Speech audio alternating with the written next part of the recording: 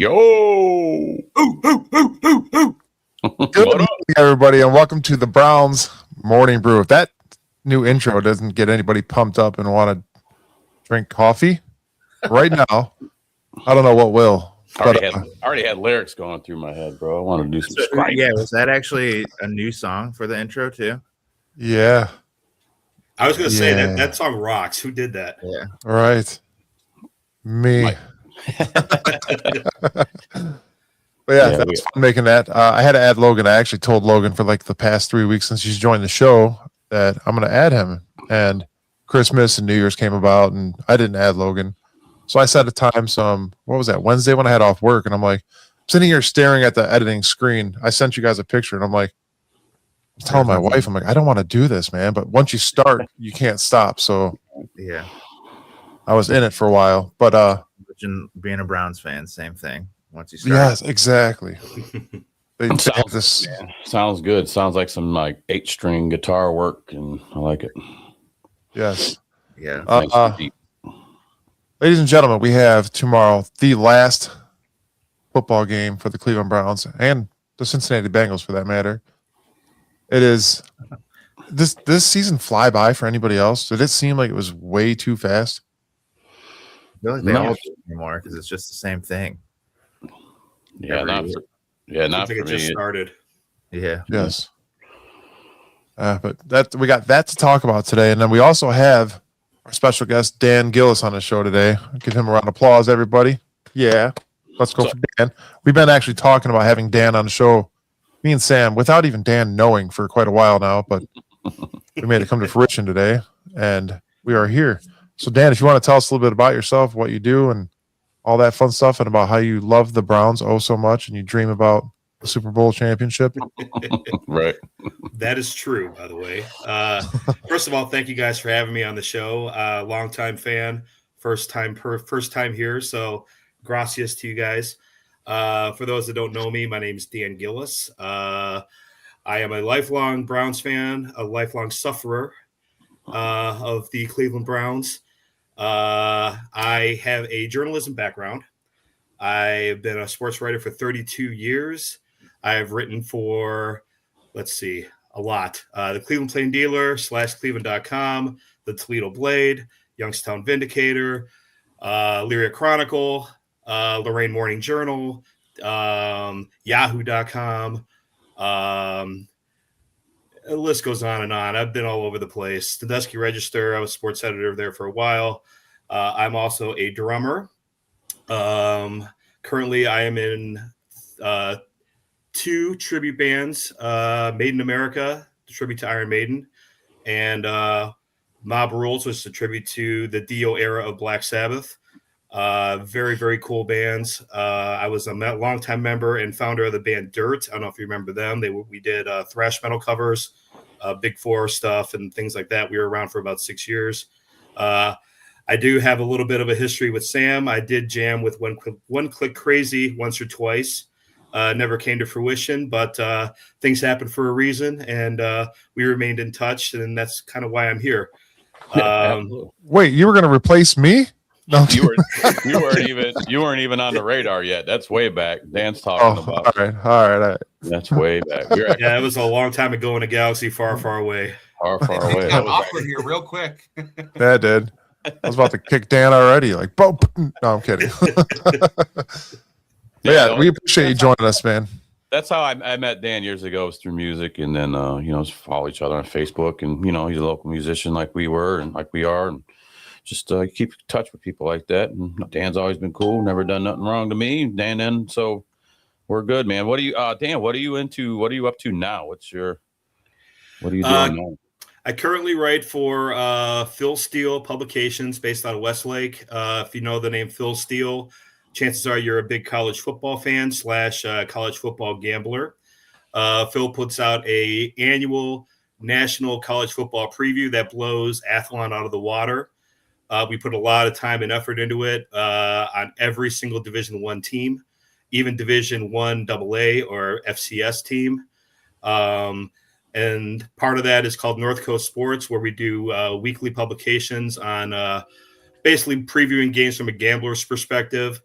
with predictions, with analytical analysis behind it. And we get a lot of, as I like to call them, degenerates that are regular customers. So if you enjoy to place wagers here and there, do yourself a favor, go on to ncsports.com or fieldsteel.com or both, and sign up to one of the publications.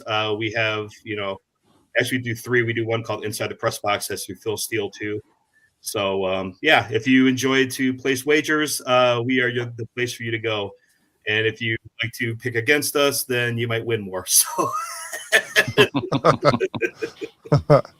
You actually, Logan had said before the show that. Go ahead, Logan. Yeah, I think it was when you were writing for Morning Journal, like in the 2007, 2008, probably around then. I played baseball, so I remember a few of your articles like covering our team in Amherst and talking about them. So I don't think you said anything bad about. What do you say about your fielding, buddy? I was a pitcher, so I didn't have to worry about fielding. But yeah, I was trying to think if you had said anything bad about me, but I couldn't come up with anything. So I think you're safe. I tend to not diss high school athletes. Yeah. Right. Like most of my background was high school sports. I still enjoy covering high school sports. We'll see how this NIL thing impacts it moving forward.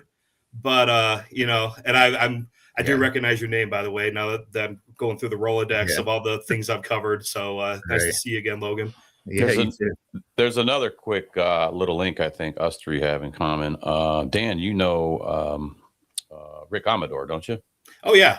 There you go. Logan, Rick Amador turned me on to Logan. That's how Logan become on the show. And so got a mutual friend there too. Nice. Yeah. I've known Rick Amador since he was a kid. We grew up in the same neighborhood. He was a few years younger than me, so we go way back. So you know all the brothers. You know Bob, right? Ortiz. I know Bob Ortiz. Yeah. Yeah. That was my roommate, bro. Me and Rick years ago. I had Bob. Me and Bob. Bob stayed. Me and Bob lived with me for like 6-7 years, man, out in Lorraine. Wow, that's awesome. Yeah, so it's pretty a reunion show. Small world, man. So you were running with all them boys back in the day, man. So that's what's up. Bob sold me a couple of cars. Right on, man. And the other brother, I forgot what his name was. He sold me my last car. Dano, probably. Dano, yep. There you go. See, it's all in the family. All right, man. So what's good, boys? Last game coming up. Thank God. That's how I feel about it. So Battle of Ohio, at least something else to watch and see if we can finish the season out 5 wins or we stay at 4 wins. So yeah, I have we kind of got into it last week about like not wanting whether or not we wanted to beat Pittsburgh. Actually, like that game, like I feel a little bit differently about the Cincinnati game than I did the Pittsburgh one. Like I just wanted to beat Pittsburgh, but if we I still want to beat Cincy, but if we lose, it's like, okay, like it's not, I don't know. To me, it doesn't feel like as big of a rivalry or we really have nothing at all. It's not like we'd be knocking Cincy out of the playoffs if we won. I think also too, it's kind of the, even though you won last week, you still hear so much about Stefanski. Not only seems like he wants out. And so the idea of like a win changing or not changing anything is a lot different this week than it was last week. Yeah. Tony Grossi said all that. Or I guess in the press conference it was right there, but Grossi was kind of the one that said like it might not just be us firing him, like he might actually just want to leave also.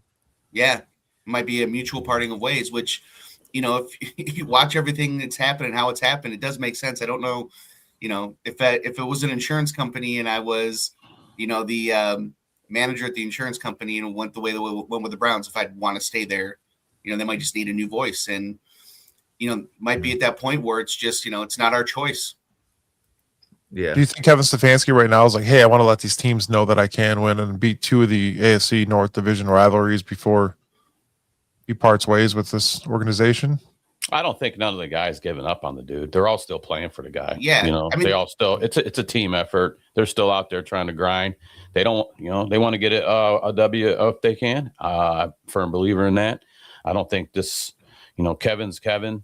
I think that if they part ways amicably, he's still going to find a job somewhere. So I don't think he's really sweating no bullets. So We're gonna get fired by the head. Like the head coach is gonna fire us. That's crazy. That only happens here. Yeah. Wait, Only in Cleveland. what do Yeah. you got on that, Dan? What's your take on any of this, sir? First of all, anything Tony Grossi says, I trust as far as I could throw anybody. He's a hack. He's the worst Browns reporter I've ever met. He just makes shit up to make shit up. He likes clicks. If you go onto his little land on demand site, everything is about, oh, well, maybe Stefanski will leave. Maybe Stefanski's going to go. Like everything, like the whole season, he's been begging for Kevin Stefanski to be gone. So him coming up with this theory out of his ass, But you got to just pay don't 10, see it. I mean, you got to pay $10 to read his articles. Once you see the headline, and then you got to pay $10 to man. read I the know article. it's awful. I mean, this is the guy that got fired by the Plain Dealer for promoting fake news. So Didn't he? He had something. He got in trouble with ESPN too, I believe. Didn't he? There was like 2 things that were. well, he called Baker Mayfield a midget live on the air. So there was that. Right, and I think he called out the previous. What was it? One of the learner. He called out somebody. Is that what the Plain Dealer situation was? Something Yeah. like that. So, yeah, I'm with you on that, man. That guy, I'm not. I hear him talking. It's like Charlie Brown's teacher talking. I'm like, get out of here, bro. Really. He's all like you said. If there's nothing there, he's trying to stir the pot, he's trying to catch. He's trying to catch these young kids. I really think he preys on that when he's asking them in their pressers. Yeah. He tries to draw out what he wants out of them. Luckily, some of these guys, I think, got enough common sense. I'm sure they're warned. They're like, when this guy comes around asking questions, here's how you deal with him because he ain't nothing but trouble. So He's I like called, persona non grata around Berea. I called Tony Grossi a geriatric F-bomb. Worked out well. I wonder, we have, I don't know if the Facebook comment from Titans Idiot Nation. He actually started following me after I did that fast car cover. I want to know from him, like, does the Titans media seem like they're working against the organization at all times?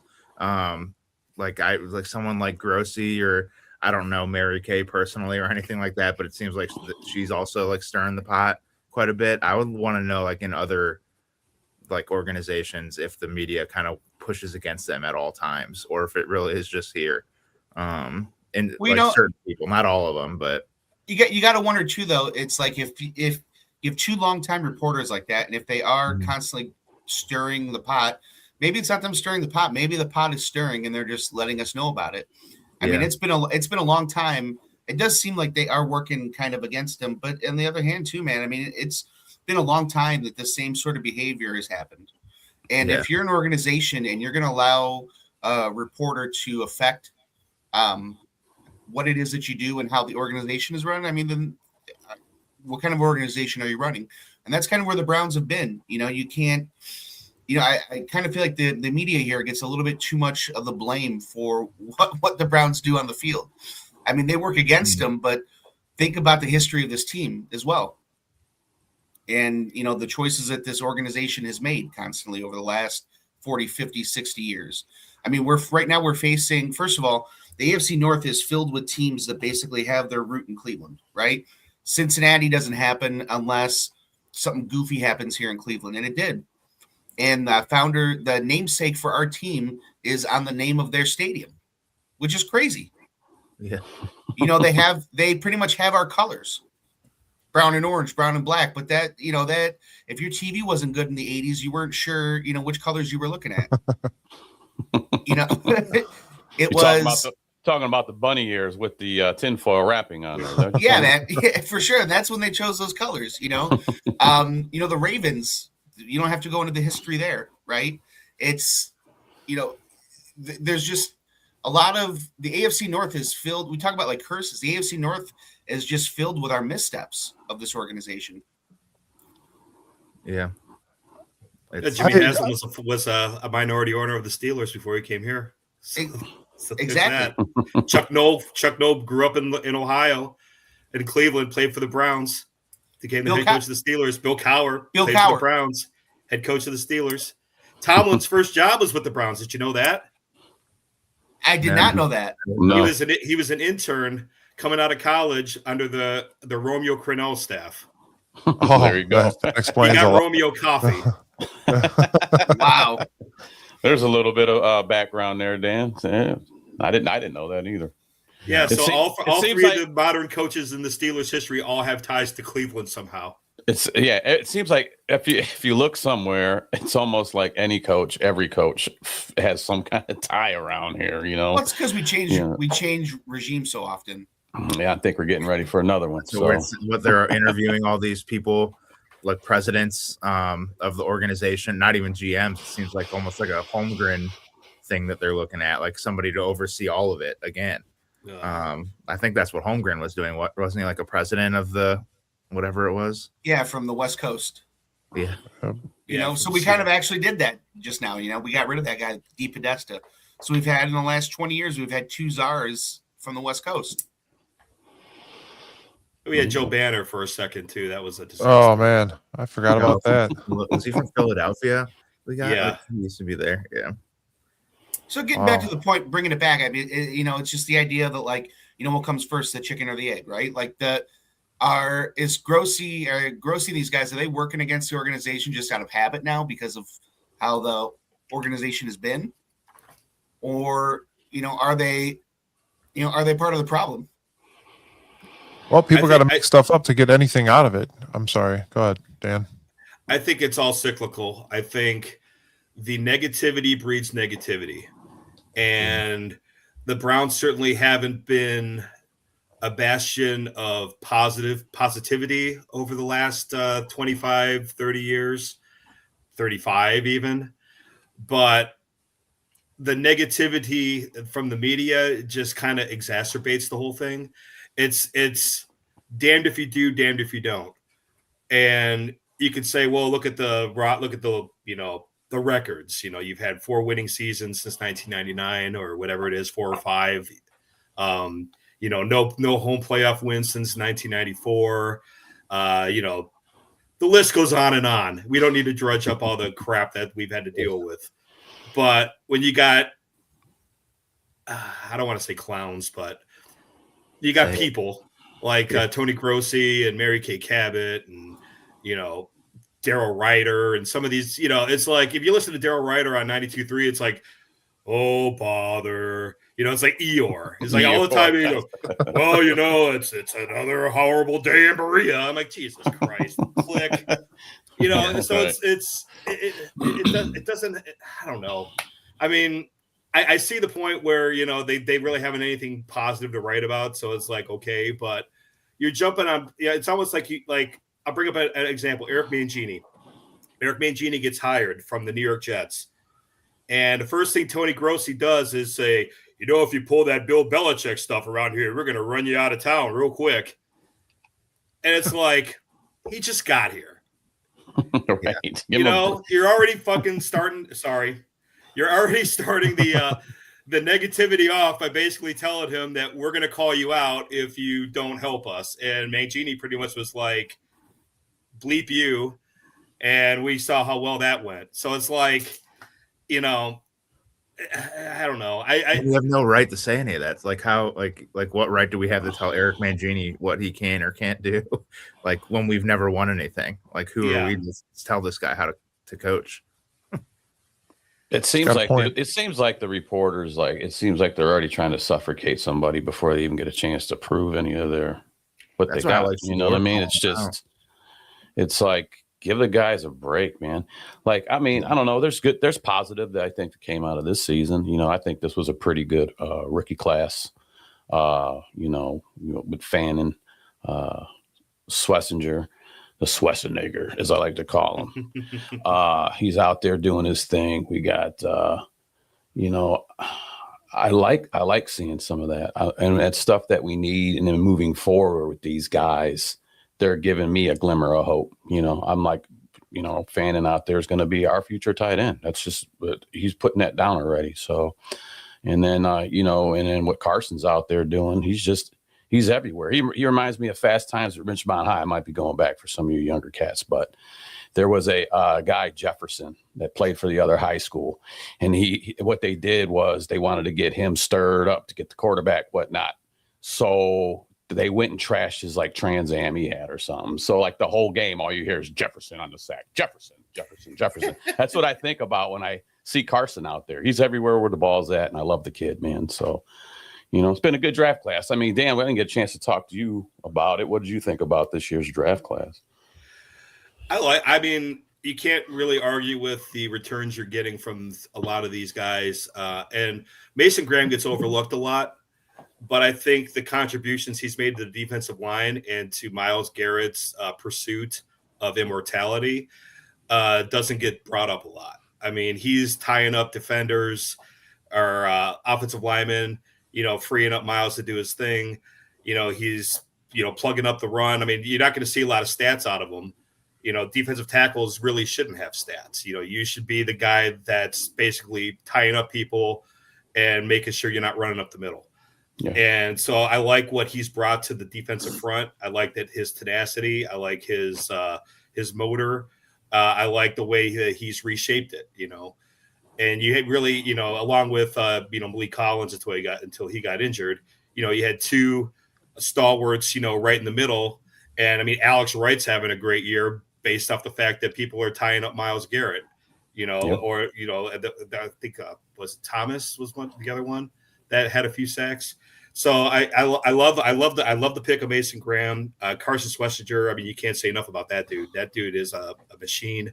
I was a huge fan of his. I did a lot of Big Ten stuff with Phil Steele doing the previews, and I'm looking at this kid's stats, and I'm like, we might have found a diamond in the rough here. And sure enough, we have. Hopefully he can stay healthy, and play here for the next 10 to 15 years.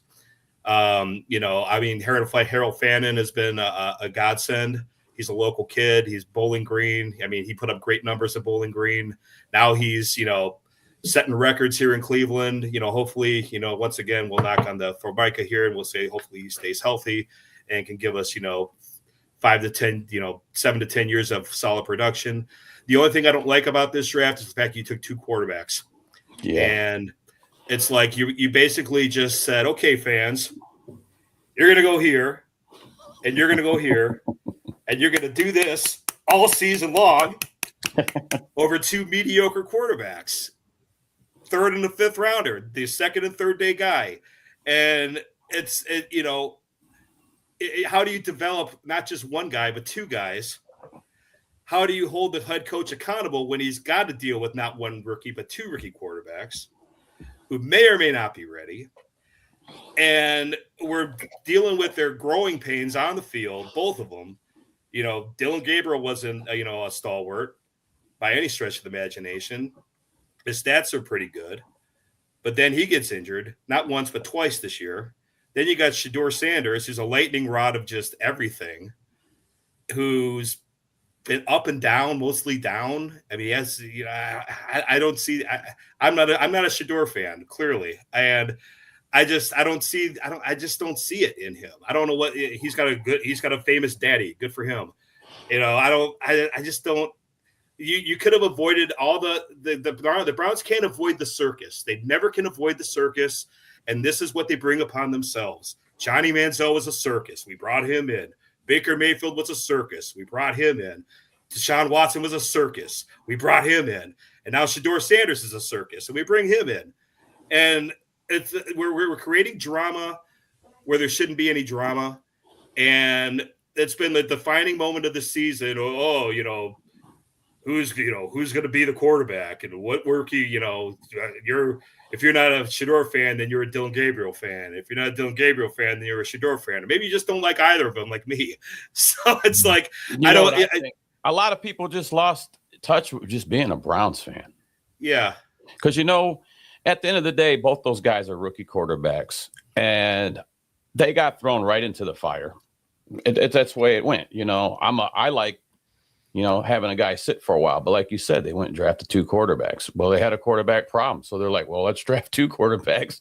Maybe one of these guys will be a hit. So they kind of just threw their lure out there, But at the end of the day, man, they both are rookies, and I hate to keep bringing it up. The line was struggling. That doesn't make things easier either, but one has physical tools to be an NFL quarterback, one doesn't.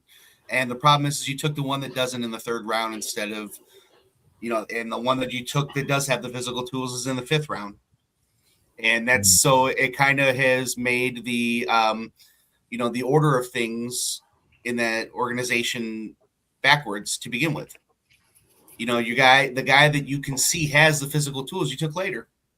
Your supercomputer you took way early, and with a 3rd round pick, that guy's either got to be, if he's not a quarterback, he's got to have regular rotation time. And if he's a quarterback, he's got to probably play at some point during the year. He's a development guy. But you took the more talented guy in the 5th round, which is what screwed everything up and made it as a circus. And then that goes back to, and then you do something like that, and then you have Tony Grossi, guys like these that are just, they jump on top of it. I mean, how many times did you have questions to Shedeur that you didn't have these sorts of questions to Dylan Gabriel, as far as trying to figure out a split between the coaching staff and one of the players publicly. And that's constantly pretty much what his press conferences have been. And I think he's done a pretty good job of kind of putting water on that fire every single time. I know he gets a lot of, Dan's not a fan of him, because for whatever reason, and that's fine. I mean, you don't have to be a fan of a team, not a player, right? Yeah. You want whoever it is to do well. But, I think there's also this, he, as much as he has maybe gotten too much credit for some things because of his lineage, I think that the spotlight's on him even more, in that he gets much more criticism than he would have either. The fact of the matter is that you have a guy there that you took in the 5th round that is making throws that you've been waiting decades for a quarterback to make. And that's it. That arm talent that you're looking for, we haven't seen here in a very long time. The other things you're supposed to be able to coach for these players. You're supposed to be able to coach some of these habits. Bingo. And I want to see them do it. We keep waiting here in Cleveland for a savior. We want to draft a guy in the 1st round and have him come out and be an all-pro. And that's not realistic. That's not a realistic expectation. So, nobody's going to – of course you're not a fan of a guy as a rookie, because the guy still has to develop. But the fact is that there's nobody out there that you're going to be able to sign, trade, or draft at the beginning of next year that's going to be in a better position than he is for the Browns right now. I completely agree, and I'll tell you guys, in the beginning of the year when we drafted Shedeur Sanders, I was not happy, but now he is a Cleveland Brown. We run this podcast. We have to back all the guys that are on this team. 100%. We do it. That's what we do. Yeah, I mean, the fact is that you can look at the stats and say, Gabriel did not have good stats, right? Well, I don't care what you say. The stats between Gabriel and him are pretty similar. The difference is the life on that offense. When Gabriel was a quarterback, there was no life on the offense. And when Sanders is there is. And that's something to build on. Yeah. I think it's weird because it's just such a, Dan, you did say, we can't avoid the circus and the chaos. I don't think there's enough that Gabriel, any quarterback we had this year, the talent around them just wasn't there, to be able to even to say if anybody is any good. But now next year, coming into the situation, now Watson's back in the mix. So, I mean, I go to all the home games. I can only imagine, whatever, if Watson's out there, and he kind of has to be because he's making $40 million, just how it's going to be received in that stadium. And we're all want him to sit. What's that? I think I was at the game, when he got hurt and everyone was cheering, which that was probably the worst. I wasn't at Bottlegate, so outside of Bottlegate, I would say that's probably the worst thing that has happened in that stadium was just people cheering that this guy tore his Achilles. I guess we don't need to get into that, but It's just such like a messed up situation that yes, Shador, I agree with Gary. Like some of those throws to Isaiah Bond that he's making are just like, we've been waiting for somebody to do that. But then he's thrown off the back of his foot, rolling the other direction last week against Pittsburgh and lobbing one up. And it's like, that's the stuff that a rookie would do. And he needs more time to develop, but he will be developing in a team that doesn't have any talent around him. It's just, that's what happens. That's what happens. Gonna have to play. So that's what like, happens. That's what happens when you got a rookie, man. When you got a rookie and he threw that moon ball up in the air, and his daddy put his hat over the front of his face. Like he was probably like, son, that's the last thing you needed to do here. You know, that was one of the worst throws I've seen. But that happens because you're trying to force a play. So that's part of learning too. This isn't college. I really think he was trying to throw that play away, and it just happened to be short, like way short. You know who would have had the arm strength to make that? If he wanted to throw that away, Mike, he could have. Brandon Gabriel. Brandon Whedon would have made that. Yeah. Well, but guys, listen. It's such a weird situation. Like we don't know if this guy's good, but we have to figure it out before the draft in April. Like, and I mean, we just see the games, but it's like, okay, so are we throwing all of our chips on Watson mentoring Shador Sanders next year? And then we hope Shador plays. Like we don't, it's just like the only situation where we won't be able to evaluate if he's any good. And we're gonna be finding out how things are gonna play out here shortly because you talk about everybody getting fired. That like a new coach will bring in whoever he wants to bring in, and that includes quarterback, that includes lineman, that includes defensive coordinator. Unfortunately, defensive coordinator. So this is. A new coach isn't going to come in and say, yeah, I'm going to keep Jim Schwartz as my defensive coordinator. No, he's not going to do that. He's not going to keep Tommy Rees as offensive coordinator. What if he's an offensive minded coach and he goes, you know what, that likes to produce quarterbacks, and he goes, you know what, they got a good defense down there. Schwartz has done a pretty good job since 2023. I think I can work with them. You don't think that there's a coach out there that might go, you know what, their defense is good. They just need an offense to put points up, and we could start winning some games here. I mean, they could. I mean, it's not off the table, but it's also a forced marriage that may or may be doomed from the start. Right. It's you got to find somebody that's willing to either has a relationship with Jim Schwartz from the past or has the same agent. I mean, this is another thing. Yeah. A lot of these coaches have the same agents, and a lot of them like to stay under their agent tree when they make these hires.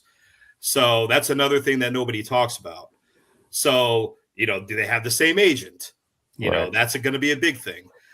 Or does he if this guy, he's looking at the big picture and he says, okay, I want my defense to be B and you run it A. So I'm going to bring in the guy that's going to run B so that A can get the A out of here. And, I mean, it's a big unknown, Sure. A guy's going to come in that's going to look at the quarterback room and says, yeah, I don't like these two rookies at all. And we're saddled with this $50 million guy. I got a guy that I want to bring in that I'm going to deal with this $50 million guy for a year, and then he's gone. And then I'm going to run with this dude. So, I mean, they're not going to say, you're not going to hire a guy and say, yeah, you got to start Shador Sanders next year, whether you like it or not. And the coach is going to be like, yep, I'm out here. I'm going to the Titans. Well, here's something, for example, guys. Listen, I know everybody in this whole fan base right now hates Kevin Stefanski. You have an elite defense right now. All you need help with is offense. Get yourself a line. Get yourself receivers. Don't draft another quarterback. Do not, because you're going to make him come in here and look like an idiot in Game 6 next year. That's what's going to happen. He's going to fail. We're going to make him look bad again. Run it with Shador. Run it with Deshaun Watson if you have to. Run it with somebody that's here that knows the system already. Keep Stefanski here another year after you get the offensive line receivers. See what Sanders could do. Literally, that's what you have to do. We're already a crap team, dude. Who cares anymore, right? Just run it again with a line, run it again with receivers that can catch the ball, that have somewhat reliability. And there's so much, man. Come on, guys. Like I really don't want to get a new coach right now. I'm upset with Stefanski this year, but you got to understand injuries are one of the biggest things. Old offensive line that is no longer a top 3 offensive line. Receivers that cannot catch a ball. And I get it. Shedeur Sanders isn't the elite rookie quarterback that everybody wants him to be, but who was it? Peyton Manning? Look at him. What do you throw? 12 interceptions, 13 his first year. Things happen your rookie year. You spend an off season on working on those things with your quarterback coach, and you come back bigger and better next year. Bigger than Dylan Gabriel, I can tell you that. Yeah, that was a short joke. I was going to say 5'9". Yeah, 5'9's bigger. And I think part of the thing here too is that, like, when you look at like why the Browns are in the situation that they're in, like none of them are Stefanski really. You know, you're in week 17 or week 18, whatever week it is now with all the added games, right? But you're at the last game of the year, and these guys still have not. They're still playing for them, whether they're playing for a spot next year or whatever the reason is. This is not one of those situations where we have a team that has given up on the coach. Mm-hmm. You know, so what is the issue? It's the players. You just said it, right? It's the line. It's a quarterback. It's a lack of wide receiver. And who is that? Right? That's the guy. That's the guy that's staying. You know, that's the guy that's not on the hot seat for some reason. Because he saved it with the draft this year. He had 3 years with 0 number 1 picks. Yeah, that's what a lot of it. Like, but he missed the one. But when he had number 1 picks, he missed them. Jed Wills. Yeah, well, he had one good year, and then after that, fell off. I've said it every time I've been on here. I'd be praying for Jed Wills to be back on our team this season. As sad as that is, like, this is. Yeah, I mean, we know how Sam feels about Cam Robinson. Like, I'd replace him with Jed Wills. Yeah. Let's not forget. He didn't have the first round picks. But who traded those first round picks away? Jim Haslett. He did. Yeah. He did. Like, he didn't have those picks because he traded them away. Do you want to know why though? Jimmy Haslam told him to. No, I'm still sticking here. Now it's coming out that it was Barry. Logan brought up the meddling. Logan just brought up meddling. Yeah. So listen, guys. I don't care if we did waste 3 round draft picks or 3 first rounders on him. That was the first time that this franchise has ever gone after somebody like that. That was an elite quarterback. I said it numerous times on the show. I give them props for doing it. It just backfired because we're Cleveland. We're the Browns, guys. They screwed up when they gave him the guaranteed deal, which is fine. That was the biggest screw up of the whole thing. And they had to pretty much because he didn't want to come here. No, he did not. Baker, what was it? Baker heard that we inquired about him, got pissed, demanded the trade. Watson then said he wanted to go to Atlanta, and we almost ended up without either of them, and that would have been like a very classic Browns. Yeah, thing. Watson definitely Watson followed the money for sure coming here. That's the money talked. And I wanted Watson to work so bad. I really did. I was like, we could finally alleviate all of our quarterback problems. We're bringing in a proven guy, and of course, he comes in with all this baggage. Well, the day that he was drafted, every time that time comes up, I have Facebook reminds you of like what you posted. Mm-hmm. And when we traded that when we traded that pick to the Texans, where we traded down and they took Watson, I posted on there, man, this is going to cost the Browns a whole lot to get him back in 5 years when they trade for him, right? And then they were like 4 or 5 years later trading every draft pick that they were legally allowed to trade for him. It was an instance of the Browns had when the Browns had the shot to get him when they had the original shot, they should have just took him. Yep. Right. Yeah. This is why, I think some of us are so gun shy about us. You said that. That's where I think Jimmy Haslam stepped in right there at that point where we almost had him. Then Jimmy came up with the guaranteed money. Jimmy's like, all right, you know what, dude? Let's make it happen. Yeah, but you could have drafted him 3-4 years earlier. Gary's saying we should have just drafted him. You're talking about when we did the trade. I'm sorry. But I'm talking about like Gary, he would have gotten hit with all of his then that would have been another Cleveland thing where we have him for 4 years, he's balling out, and then he gets hit with all of his charges. But then we could have gotten the 3 first-round picks for him. You know what I mean? Yeah. But not to be like weird or anything, but do you really think that there's that much of a massage scene here in Cleveland? I was just Gary, I was just thinking that. You I know, was waiting for a pause in the action so I could go ahead and put that in there. Thanks, Gary. like this, it's Southern Texas and Cleveland, Ohio are a little different on those things. I It mean, would have now been a it's totally different environment. Who's to say that things would have happened the exact same way?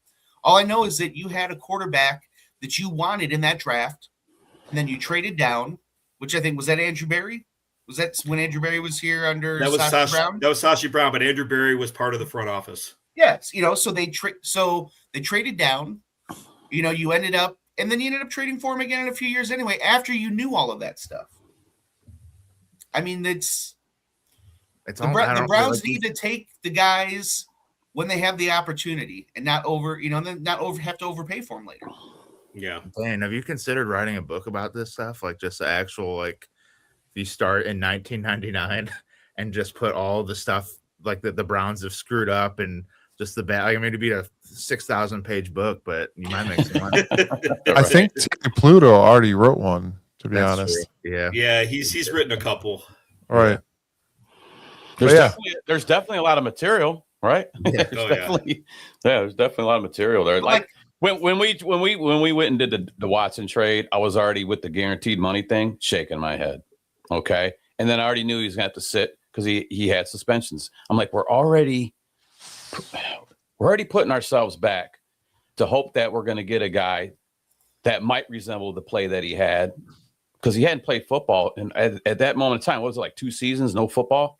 And it was one full season, and then he had the suspension was 11 games because Houston basically sat him out for a year. Right. And then when he got here, he sat out how many games? 11.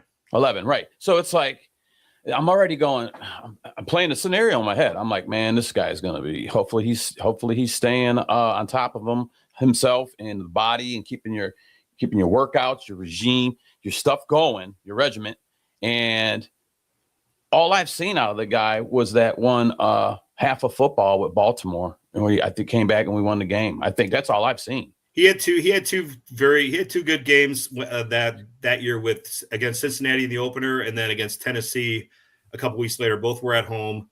They won both games like 27-3. And the Tennessee game is where Watson initially got hurt, but he came back in and played through it, and they won. But then the following week was when he warmed up and he re-aggravated his shoulder, and that just started the whole cacophony of just crap from there. But I was at that Tennessee game. He was balling out in that game. The quarterback carousel continues in Cleveland. That's all there is. It's going to continue, especially if we draft another quarterback, guys. I don't care. We've watched it numerous times. Even if you get a number 1 draft pick, they bust as well. Even if it's a Heisman Trophy winner, they bust as well. The NFL is different, and Shedeur Sanders is figuring that out right now. And I know, Dan, you do not like Shedeur, but I hope Shedeur closes the door on your dream next year. Honestly, I just want a good quarterback. I don't necessarily have to have him be the next Bernie Kosar, but comparable would be nice. Better would be even better. Like serviceable. I mean, with this defense we had this year, imagine if we had a serviceable quarterback that could have put up some points. Yeah, the defense was keeping you in games. So then if you put points on the offense, putting points up, you win games, or you're going to lose really close, And we didn't get a chance. We didn't get to get none of that. I am ready for the Browns to finally be good enough that when we play the Bengals, we can play clips of Sam Weish and just scream about the history and hate the Bengals between Cleveland and Cincinnati. We haven't talked about we're playing Cincinnati, and we haven't even talked about them. We've been in here for 45 minutes. Yeah. We have not said a single word about the Bengals, the history of the two teams, the rivalry. I mean, at one point in time, this was a rivalry. Their head coach came out on national TV, grabbed a microphone in the middle of the game, and told the crowd, "You're not from Cleveland. Stop acting like this." You're in Cincinnati. Like that's when they were throwing batteries. Yeah, they were throwing snowballs. I thought it was batteries, like little batteries and stuff they were throwing down there. I think they were throwing batteries in the snowballs. Yeah, dude, it's weapons. It's like people were throwing snowballs at Jerry Jeudy when he had that stupid flip in the end zone. But yeah, you're right, Gary. Yeah, no, he did the stupid somersault in there. But you're right, Gary. So, guys, we have played the Bengals 104 times. We know we play them 2 times a year because they're an AFC divisional rivalry, and they're leading right now, 56-48. The Bengals are leading. I don't care for the Bengals. My stepson is a Bengals fan, so I have to live with one. That's why he's his stepson. That's why it's my stepson. It's actually his biological son that he calls his stepson. Yeah. Your daddy raised you wrong, boy. You a Cincinnati fan. But he's not. He's cool about it. He's cool. I told him I couldn't talk to him this weekend, but we're cool. We're over it. Kind of in the opposite boat of they like everything I always cry about is we don't have a quarterback or a elite receiver for him to throw to. They do have that. They just don't have what we have. Like they're just the exact opposite build of us. We have a great defense. Afraid to spend money. We blow money. Yeah. Well, at least they spent theirs on good offense. But yeah, it's just weird. Like we have this great defense, no quarterback or receivers. They have a great quarterback, great receivers, and no defense. But we both have poor offensive lines. So if we talk about what we have in common, we both wear orange, and our offensive linemen are all third stringers. And we both have coaches that nobody likes. Yeah. But look at Pittsburgh, man. Pittsburgh, Tomlin's been up there forever. And no fans up there, I would say a majority of them fans don't want him. They're done with them. Pittsburgh fans that I've talked to are done. They're done with Tomlin because of, okay, you got winning seasons, but that's great to have 20 winning seasons, but you want, championships. You want to playoffs, further your season and have playoffs. that high bar. Like, could you imagine having that as our bar? Like, we want to win championships. Yeah, I'd be okay with that. Could we just win 7 games? Like, that's what I'm saying. If Tomlin gets fired, bring him in here because I want to win 7 to 8 games a year. The Browns have not won a division championship since their division was the AFC Central. 1989. Yeah, I was not even alive. The Houston Oilers were in that division, weren't they, Dan? Yeah, it was sure were. The Bengals, the Steelers, the Oilers, and the Browns. Yeah. that was AFC And we Central, won that on the final right? game of the year in Houston. I remember that. I know me and your age is not too far off, Dan. So thank you for joining the show since I'm not the old head sitting up here now. I feel okay. Us 50-year-olds, we gotta keep the past alive. That's what I keep saying too, man. These younger cats look older than us. I don't know what's going on here, man. What are you talking about? I look like the oldest one on it. Well, besides Dan now, but I look like the oldest one on the show. You just turned 40. Look at this 40, 50-year-old guy over here. Yeah. Hey, that's that tow truck life though, bro. This is that job right here. It reflects on my face. Browns, of course. Fan, yeah, everybody on the show is actually 30. We just watch the Browns. Oh man, good over there, Gary. I don't see one gray in there, man. You looking all right? I got them on here. Look at that. Oh, okay. Yeah, see, it's all right. I hide them, buddy. Mark, don't let him fool you. I hide them, and then I have long hair, but I have short hair where it's gray. You know what I mean? I cut them off so you don't see them. Right on. Cheater. Oh, I earned every single one of these white hairs, and I will own it until the day I die. Word. You could be the bearded Santa Claus. I thought it was me, but now I could be Dan. There you go. Pulled off. Perfect. But guys, I didn't take score predictions this week because obviously people like Carson Schlesinger are not playing tomorrow, which is kind of a bummer. But you know what? He gave it all last week with a bum leg, and he was still making plays. It is a game we really don't care about, but it is still the Battle of Ohio, and you do want to make this a rivalry again, right? I mean, the Paul Brown days is that's why he did this. Yeah, Cleveland got rid of him. Paul Brown said, I got one for you, dude. Watch this. I'm going to go there to Cincinnati, make a team with the same colors, orange and black, put our little zebra-looking stripes on our helmet, and we're going to own you. Which same initials. Straight to Kentucky and build an NFL team. Yep.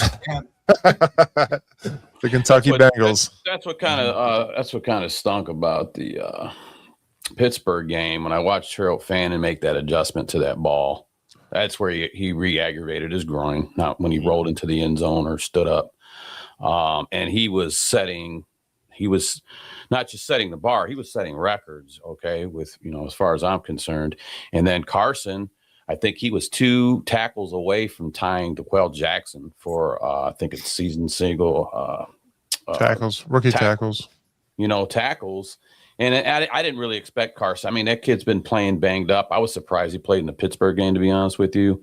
And so after that game, I was just kind of watching some of these pieces fall off. They're just beat up. They're done, for the season. So unfortunately, I should say fortunately, they did how well they did this year. I mean, if we can kind of right some of this ship, they should succeed more, So I'm looking forward to seeing them guys, continue to do what they're doing.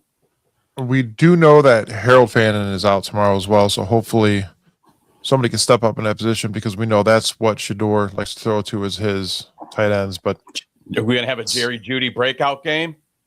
Is he finally gonna start catching the football and everybody goes, "That's the Jerry Jeudy we needed all season," but it's not worth nothing because we're at. I'm guessing Shador throws would do that. He would do that. He'll have like 300 yards, 4 touchdowns. I'll be like, I can't stand this dude. Fire. Shador's going to throw for 300 yards, 3 touchdowns, all to Jeudy, and nobody will know what to do. That is such a Gary prediction. Yeah, I said 300, not 700. Yeah. Sorry. Yeah, right. I mean, being a Browns fan, because we know how these things work out sometimes. It's always like, okay. And then you watch what the guy didn't do all year, and that was catch ball and be a player. He really didn't. Just enough to raise question marks going into the offseason. Like, is Shador good or is Jeudy good? Like, maybe they're great. And then just enough to, throw everything off. No, if we didn't know, I think, don't quote me. I think we still owe the guy like $17 million. He's still under contract, and you're not going to get nothing for him. That was another Andrew Berry thing. Yeah, see, and you're not going to get nothing for him. What team wants to do that after you just seen what he done the last season? I mean, nobody wants that on their team. This was the last stop for him, I believe. This is the last stop. This is it, dude. This is the land of misfit toys. You ain't doing nothing here in Cleveland. You must throw the rest out the window.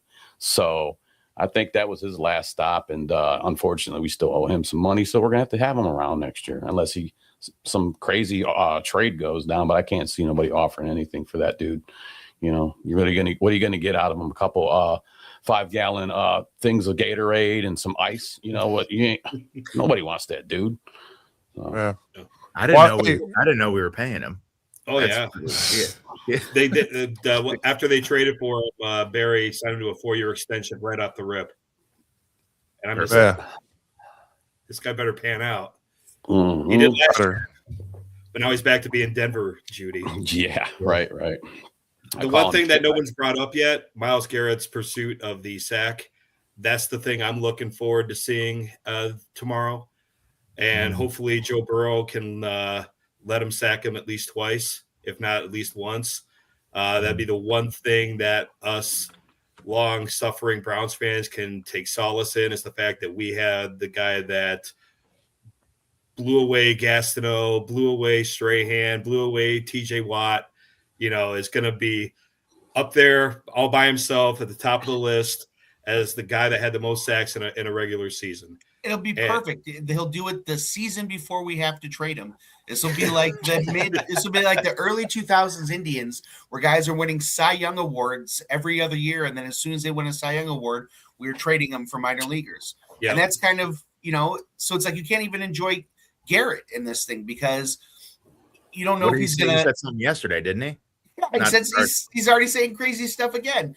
So we were kind of talking about this in a group chat yesterday, like the drama that is always the Browns. And it seems to be like, other than the Raiders, we're the only other team other than the Raiders, and maybe the Cowboys, that has this sort of stuff go on all the time. And it goes back to the meddling owner. Yeah. It's when you have a meddling owner, just nothing works out.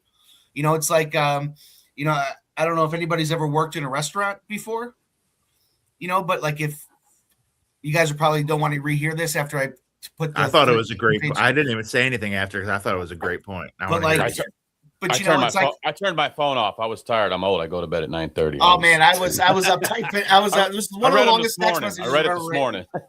But it's like you have like if you've ever worked in a restaurant or you were ever worked in an industry where you have specific skills that you need in order to work in that industry, right? So like it happens in restaurants, it happens in probably roofing and construction, right? It happens in, whatever it is that you're doing, right? I've worked in restaurants before where you have people that have made their money elsewhere, and their dream their whole life is to own a restaurant. So they come in and they own a restaurant and they put all this money in to make things look great, but they don't know how to run the business. And that place ends up open for 6 months, or ends up being the worst place you ever worked. And for one reason or another, you can't figure it out. That restaurant does not do what it's supposed to do. And it's because the person that's steering that ship doesn't know how to drive. And you have an owner right now that's kind of what they're like. This guy made his money in a different industry, right? Instead of coming here and hiring football guys and people who know what they're doing to run the place, he thinks he's the general manager. He thinks he's Jerry Jones. And how does that work down in Dallas? Not too good for old Mr. Jones. How has that worked? How's that worked with the Raiders when you have owners running it as a GM? Versus when you have somebody that comes in that's an owner, goes, man, I've always wanted to run a restaurant. I've always wanted to own it, but you know what? I'll own a team, but I'm going to hire somebody that has experience and knows what the hell they're doing. Gary, I got a question for you. I've been always wanting to do a podcast, and I run this ship. How am I doing? This is the part where we but the thing is I'm you know what, man? If you were, which is fine, like, so you're doing a podcast, right? And we're all of us, and we're doing good, and we're having fun, right? But if you were asked to go and run a radio station off of your podcast experience, what do you think you know what I mean? If I was asked to go run a radio station with just my little experience, what do you think? How would I do as a program manager? Probably not very well. I might run the station back into the ground. Long as you're playing Black Sabbath, long as you're playing some Black Sabbath, your rotation, as long as you play some Logan Bruce music, you'll be all right. We'll put a little Logan in there too. Yeah, I'll hook you up, Logan. You'll be in there, brother. But one thing, like Jimmy has, like I do like think that's a great analogy for it. I actually worked at like this pizza place when I was like 21 or something, and it was owned by two like rich guys in Florida, and they had no idea how to run a pizza shop. They just wanted to own one, and it opened and didn't last very long.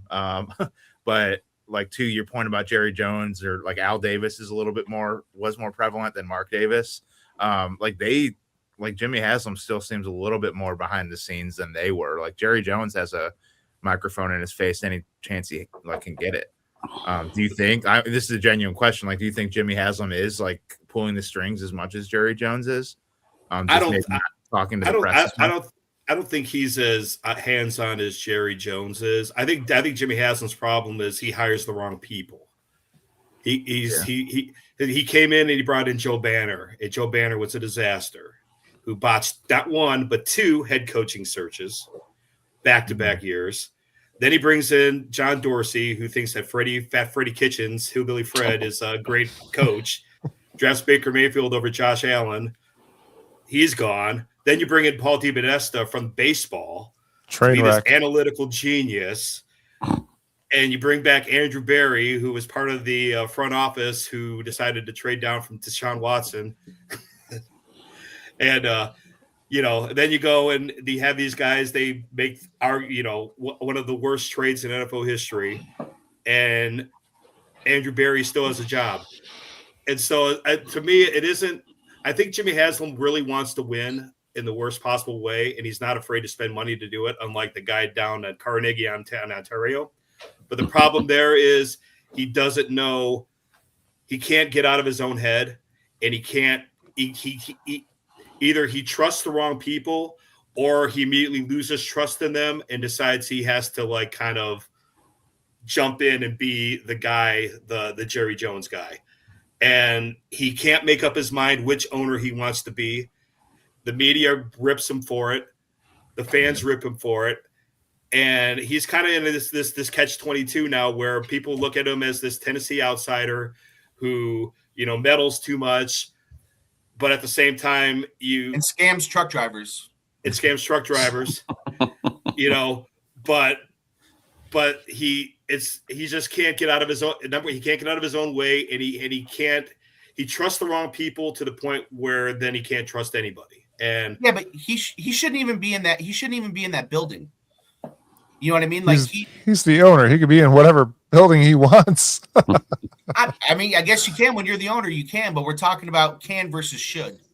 And the way that they have that, the way that things have been there, even if he's not the one going, even if he's not calling in and saying, you do this and you do that, the fact that anybody is able to have his ear is crazy. Mm-hmm. yeah, You know what I mean? Like he shouldn't be in that building.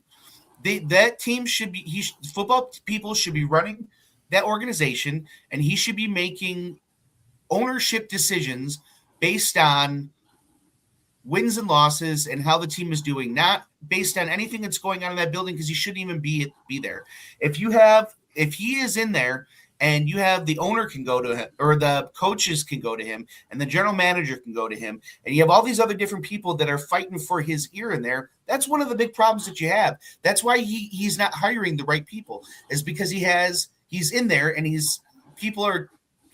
they are constantly playing to him instead of they're playing to him to keep their job instead of trying to win. I would love to see the different. I wish Dan Gilbert would just buy all three teams. That or even I think Jimmy Haslam would be better. Even if he bought the Guardians, to bring up we don't need to talk about baseball, but the fact that they're the second lowest payroll after 2 back-to-back divisions is that's where I think Jimmy Haslam is being. He's willing to throw the money around, and that's probably the best thing about him is he's willing to put money, the Watson thing. It ultimately didn't work out, but the idea of it was great. Just to say screw it and throw money at the problem, but it didn't work. I don't know, man. I would be interested to see the difference, under a microscope, of how the Browns are run versus how Dan Gilbert runs the Cavs. And just to kind of just see the differences in the way the organization runs and who reports to who, because it's night and day. I would assume. It's got to be. Yeah. Well, I'm curious because with the Paul DePodesta thing, so you're Jimmy Haslam, and I hear what you're saying there, Gary. And so you have a DePodesta to kind of help guide you. Am I following that correct? Is that the guy that? Do you think that that's the guy that went in there and Haslam's like, man, before I sign my name on this check, I mean, is this guy or is this worth this or that? You know what I'm saying? What was he doing? So he was the analytical baseball genius, Moneyball. That's what the A's never won anything, man. What the hell? They didn't even win a World Series. You have to have somebody talk to an owner like that to say, hey, man, this guy's worth it, or hey man, I don't know, you're taking a 50-50 shot here. I mean, somebody's got to talk to the guy before he puts his pen to paper with signing that big checks. So I don't know, man. You need somebody in there to talk to him. You can't have just going in there and signing checks and then you got shit deals. What are you going to do? Yeah. You know? So let's see. So Angel says Dan Gilbert makes all the then we need Dan Gilbert to buy the Browns, so at least Gilbert makes good decisions. Running Kenny Atkinson out of town after a season and a half. Yeah. Oh man. So, because whatever place we're in, we're not 20-3 right now, so we're gonna fire the coach. Whatever's gonna happen. So to get back on topic, guys, for tomorrow, the Bengals are 7.5 point favorite, and the over under is at 44.5. Yeah, 44.5.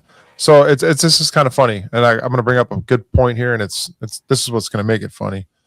Obviously, the Bengals can put up points, but can they put up points on the Browns' defense? We can't really put up more than 20 points, it seems. But the thing is tomorrow, you got Miles going after his record. Could he sack Joe Flacco? And then the guy that we saw in a Browns uniform week 1 against the Bengals come in and Miles sack him as well for a second sack? Anything's possible. Sure. Maybe anything's possible. Joe Burrow gets hurt on the first sack that breaks the record, and then Flacco comes in and gets sacked too. Anything can happen. You know what I'm saying? It's the NFL. We've seen it. So I don't care how it gets done. I just want to see it done. Like I said, this is the only, it's hard to tune in and when you're losing week after week. But this is something to tune in for, and we're about to see some history here. We hope. I was hoping last week we would see that, and I don't want to really drag in what their game plan was over there in Pittsburgh, but I Do you think Cincinnati's going to have the same game plan to not let Burrow get sacked? No. No. I mean, they should, because Burrow has been getting murdered. That should be their game plan every week, is to make sure that Joe Burrow does not get sacked. Right. So of all the teams that don't have that game plan, they're the team that should. I mean, is that their main focus like it was for the Steelers? No, It should be. Pretty No, fair I don't about think it, so. as much as like I think Pittsburgh even had a little of like they've been very protective of TJ Watt and like the argument of who's better between them. So I think probably that entire building was a little more focused on making sure that TJ Watt stays the best pass rusher in the AFC North. I don't know if Cincinnati really cares because, well, I guess they have what's his name, Hendrickson. Mhm. He's out He's out.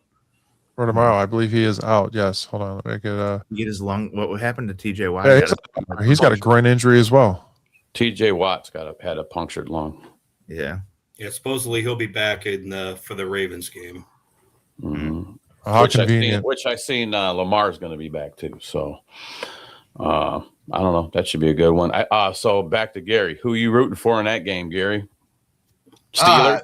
I'm rooting for a plane to crash at the 50-yard line when you're flipping the coin. No, dog. You got to give me one. You can't give me that because you're. I mean, in previous shows, this would make you a. Who's the rival? You said it was. We got into this. You said it was Baltimore. I don't think it's Baltimore, especially after the game you watched last week. You still think there's no rivalry here between the Steelers and the Browns, bro? I think from the Steelers this way, there's no rivalry, man. We can hate whoever we want, but in order for there to be a rivalry, they got to hate you too. And they hate us. Oh, they don't like us, man. I mean, I'm not saying they like us. I'm not saying whether they like us or not. I'm saying that like they pay us. We're on their pay no mind list. and you said also that you have to be able to beat them to be a rivalry. Well, it looks like we're holding fort down first Pittsburgh at home. So well, I mean, we'll see. We'll see how Pittsburgh Pittsburgh reacts in the future. So going back to it, who am I rooting for? Just curious, bro. I'm just curious. Honestly, I don't know. I'm very torn. I don't want either team to win. I want to see a tie, I think, or mutual. Because here's the thing: is that like I feel as though the Steelers lose, Tomlin might be gone, which would be great for the Browns. Bring him here. And Baltimore, if Baltimore loses, what's his name? Harbaugh. Harbaugh might be gone. So both of those things are great things for the Browns. So Pittsburgh. Sorry, Gary, go ahead. Sorry. I'd say when you think about it, I don't know that this might be a win-win for the Browns or a win-lose for the Browns. I think that this is the AFC North is coming to an end here, the way that we know it. There's lots of we talk about like things that Myles Garrett has said. Who knows how long Lamar Jackson is for Baltimore? What are you talking? 3 years ago, we were the toughest division in the league. And look at us now. It's not there. It's at the Steelers of it goes like this, but the AFC North has been this for a very, very, very long time. For 25 years. It's a tough division, man. It's been a tough division. And now, dude, the law of averages catches up eventually. And this is the Browns' time. This is the time for the Browns to capitalize. Yeah. Because you have Joe Burrow. Everybody's future in the AFC North is, you don't know what it is. It's uncertain. Mm-hmm. Whether it's their coach. You have a situation here, depending on what happens, that all four coaches in the AFC North could be different next year. Yeah. So this isn't the same AFC North that it used to be. This is the end of that. We're the NFC South now. For sure. The AFC North is in the upside down. Yeah, and so it just you just want the Browns to when they have the opportunity, you want them to do the right thing, and they have never proven that they are a team that can make the right choices and do the right thing when they have the opportunity. You know, It's they're like Logan, constantly, here's your cue to write a song about the AFC North right there. Yeah, there we go. As far as like the Pittsburgh Baltimore, like I would like to be part of the reason why Pittsburgh doesn't make the playoffs. I think that would be good. Ultimately, it doesn't matter who wins the game, but it would be nice to have been one of the reasons why they didn't make it. It is. I never even thought about that, Gary. Like just how in theory the entire division could be open in the next couple of years, as far as just everybody's future. And it's set. Like, I don't even have faith that we would capitalize on it. It's almost like I'm pretty sure we'll make a decision that'll like ensure that we stay near the bottom. Like just whatever. I don't know. I hope they prove me wrong. But it's tough. Like I feel like if Pittsburgh fires their coach and brings in, I see like Angel mentioned that it would be Brian Flores or something, which like they like the way the Pittsburgh organization is run, they'll just bring, whether it's Flores or whoever, they'll bring someone in and they'll just instantly be good again. And I can't take Gary seriously right now. Oh, they're looking like he's like a Temu version of Kelsey scratching his back. It's like both Kelsey brothers mix into one to scratch. Yes, that's what he looks like. I don't know why I thought of that when he was scratching his back. It was Temu Kelsey.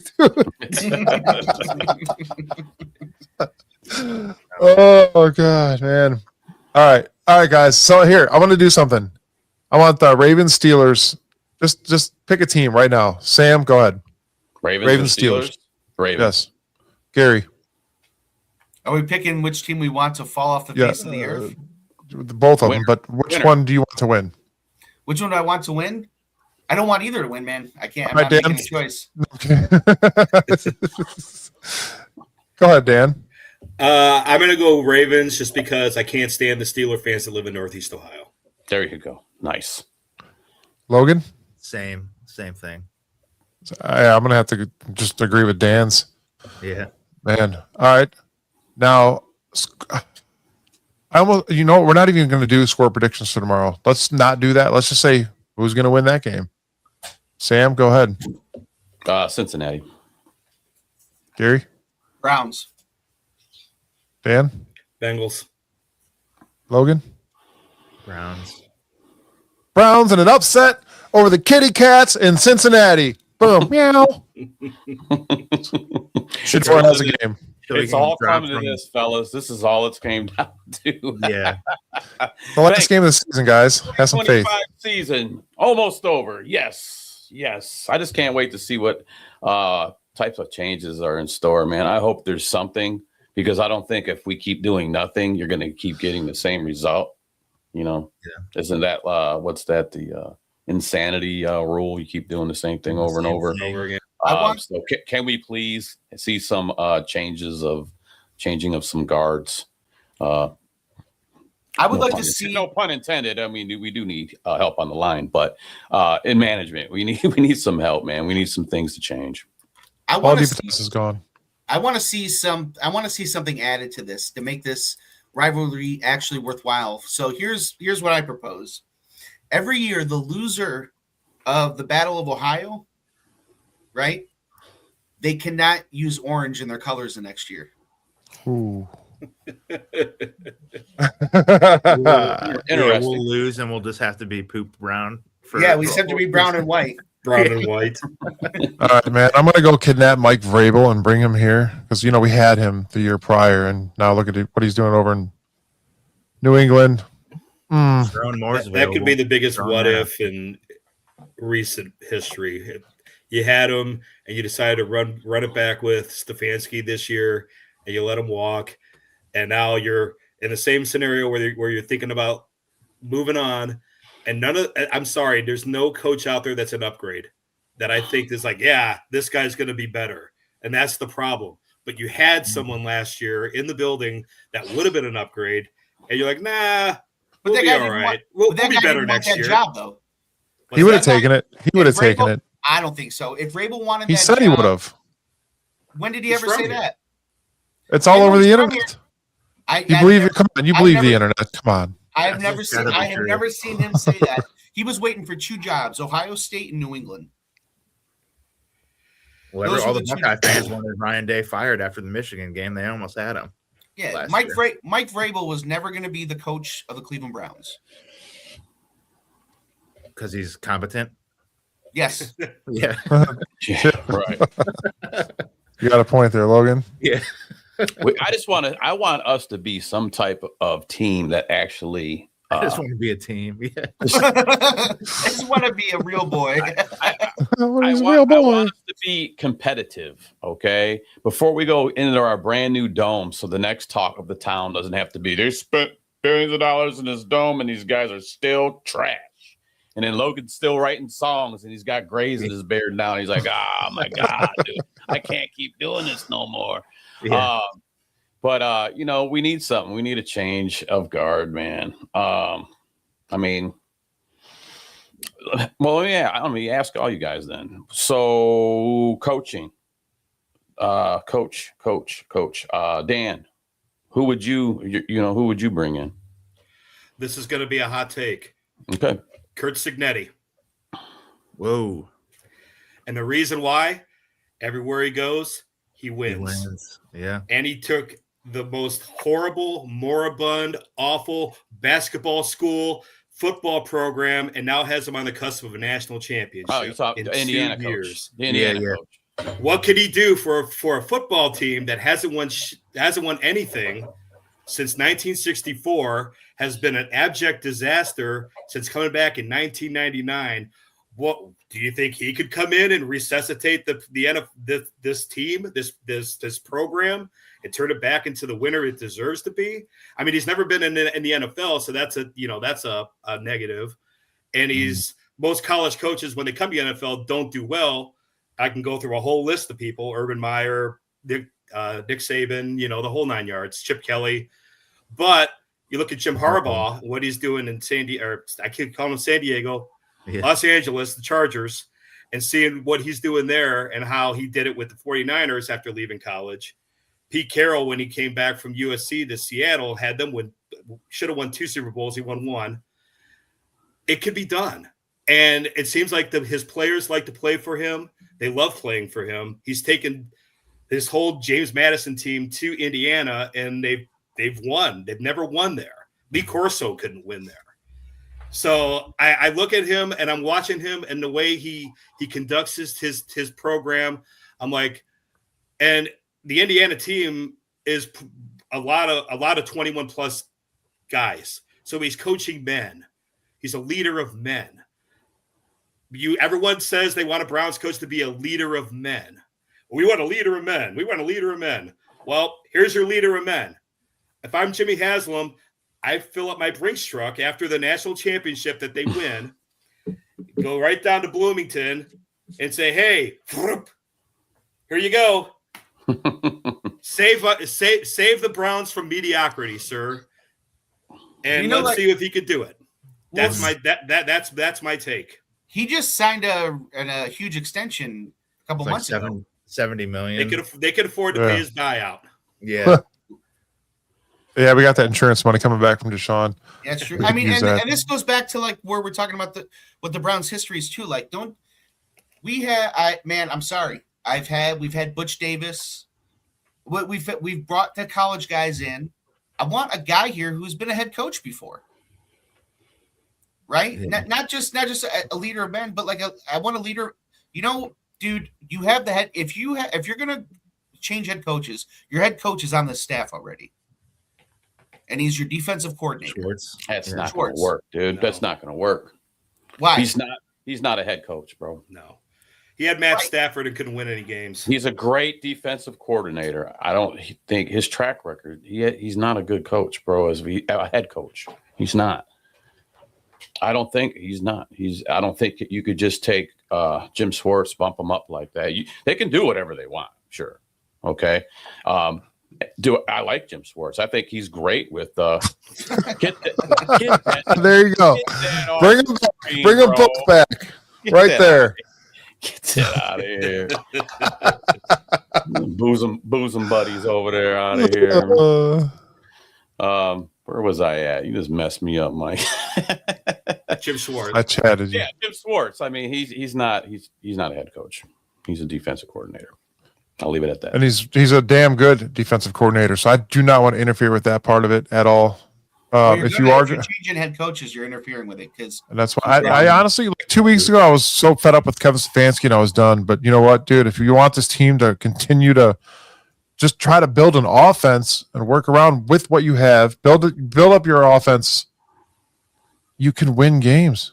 Come up with a different strategy. And I'm not going to say changing the coach is going to help that because it hasn't helped us in 25 years. So what makes you think it's going to do it now?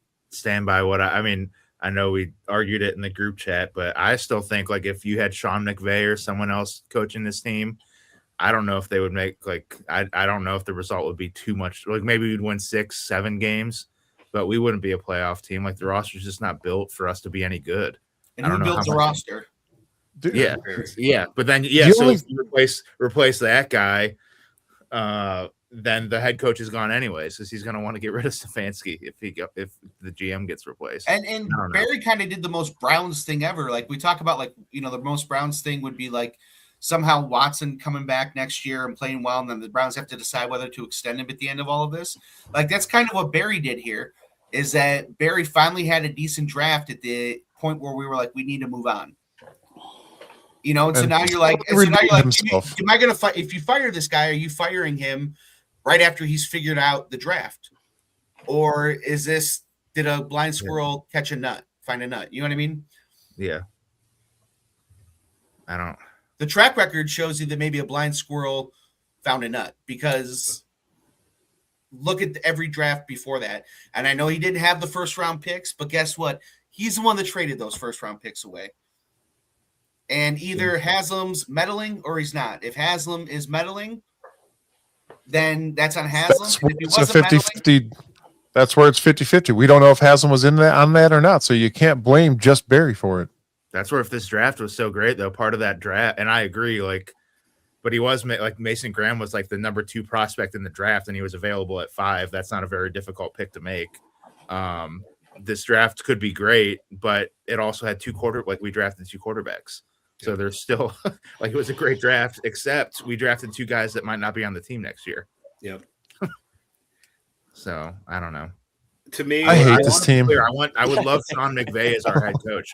If we can get Sean let's try to convince Sean McVay why we are a better option than the Rams and get him on the team. I think we need to hire Schottenheimer's kid, and that will fix the curse from when Art fired Marty. Yeah. Right. And I did that stuff in the 80s. I think if we hire Schottenheimer's kid, where's he got? Is it a grandson now? I don't know. I feel like grandson. Grandson. Okay. Well, so we hire Brian. Is that his name? I think that's Brian. Yeah, I think that's what we got to do here is that we hire Brian Schottenheimer. He's the head coach. He ends the curse. Somehow Bernie comes back and plays for us. Kevin Max stops smoking crack, and you know, and then he goes to Kansas City, after winning the Browns the Super Bowl. You know, it just to replace Reed. That's what he's going to do. Mm-hmm. Yeah, man. I don't know, guys. There's a lot that's going to go into the offseason here, and we're just going to have to sit back and enjoy the ride. We're going to talk about it. We're going to still be here weekly. The Saturday show will not be disappointing. I promise you that.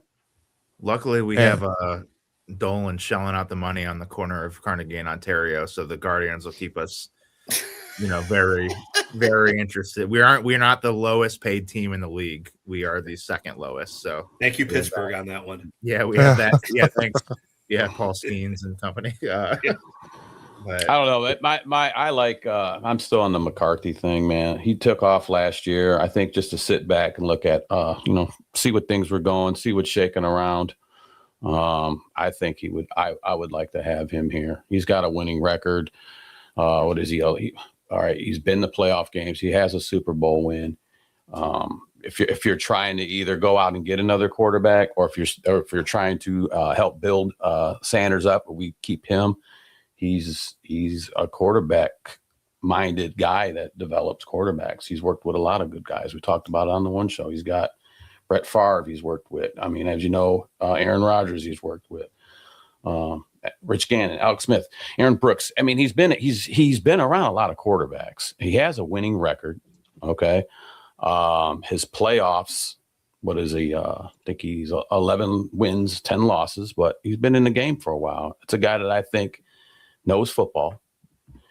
Did things work well in Dallas? No, not so much. Okay. But sometimes you need different places to go. Would a guy like that want to come here? Me and Angel talked about who wants to come here and deal with the building that's on fire. It's like John Gruden wouldn't want to come here. I don't like those guys wouldn't. Right. But I don't know. Maybe he sat back this season. He's watching this whole NFL circus as a whole, not just the Browns organization. He's going, you know what? I might be able to work with that Sanders kid. You know what? If they let me draft a quarterback, and maybe he's got an eye on somebody. I don't know. I just think a guy like that would be a better fit. Go ahead, Dan. I know you're ready to shoot some shots. My only criticism of the Mike McCarthy thing is that he wore out his welcome both in Green Bay and in Dallas. And like to the point where they were like, let's get rid of this guy. I remember the Browns were playing the Packers. This is during the winless season. And I was sitting in a section and there were Packer fans from like Wisconsin sitting behind me. We're talking, and whatnot. And they're like, man, and I can't stand McCarthy. I can't wait till they fire him. I'm like, he just won you a Super Bowl a few years ago. I'm like, yeah, that was a long time ago. He's they were like, how he's this and he's that. And they're, the media were against them and the fans were against them. And they were like, he's holding this team back and we need a new voice and et cetera, et cetera, et cetera. So I took that and I filtered that in the back of my mind when his name came up a few years ago when they hired Stefanski. Yes, did come up back then. And I was like, I don't know if you want this guy he might win a few games. He's almost like Tomlin. He might get you in contention and win, but a lot of people view him as winning with Mike Holmgren's team. Looks like they will view Mike Tomlin winning with Bill Cowher's team. And now you look at Pittsburgh fans, they got 20 consecutive years of 500 or better seasons, and they can't wait to fire him. So it's like, right. I don't know, I don't know if McCarthy is the long-term guy. Maybe he's a guy that's a temporary fix, but I don't know. Like, if he didn't work in Dallas with Jerry Jones, and you got people comparing Jimmy Haslam to Jerry Jones as a meddler, why do you think that would change anything? I get it. I like him. He's a winner. He's a big name. He's a quarterback guru, but I just look at his history and the way he's left the last two, Green Bay and Dallas, are two of the storied franchises in the NFL, and he kind of left on bad terms.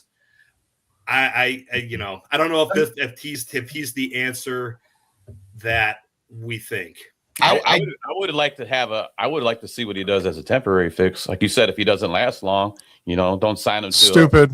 Yeah, let me ask you this. I don't want a temporary fix. I don't know if you guys are history buffs. What I'm saying is, there's never been a point where McCarthyism has been good for anybody in this country. You got to see if he could be a temporary fix. A temporary fix, or he's a long-term fix.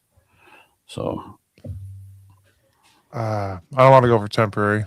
No McCarthyism here, man. McCarthyism? Yeah, no McCarthyism. It's never been good for this country, man. And it's not going to be good for the Browns.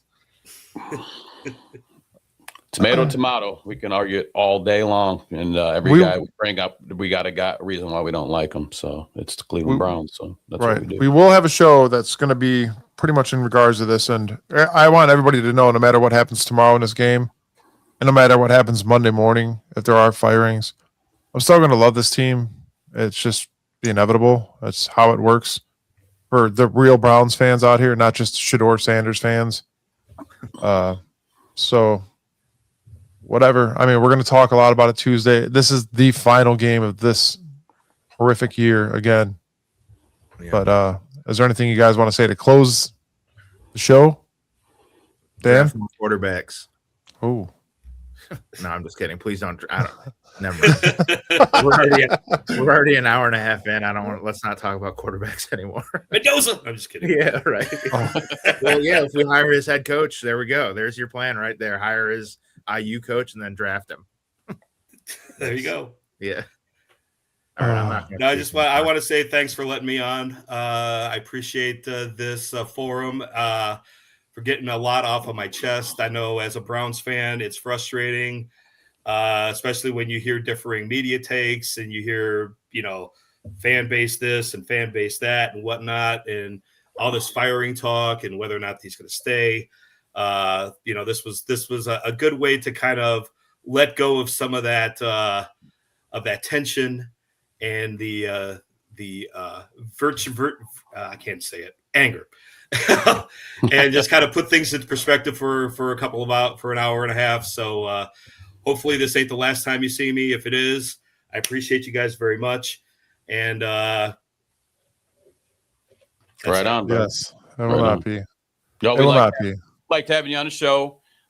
Sure, I could see us bringing you back on, man. Talk football. It's what we do. All of us here, man. And nobody's perfect. Okay, out there watching us. I'm not a professional newscaster. I'm not no football genius. I'm not the X's and O's. I'm just a fan. That's all. So relax out there. I was reading comments the other day. I was getting my chops beat up yesterday on some reels, but you're gonna have that. You got to embrace the hate. So, Dan, thanks a lot for coming on. Like I said, I think we should have you on again. Another guy with football knowledge, talk football, man. So. I guess it's Go Browns. It's always got to be Go Browns. It'll be Go Browns tomorrow.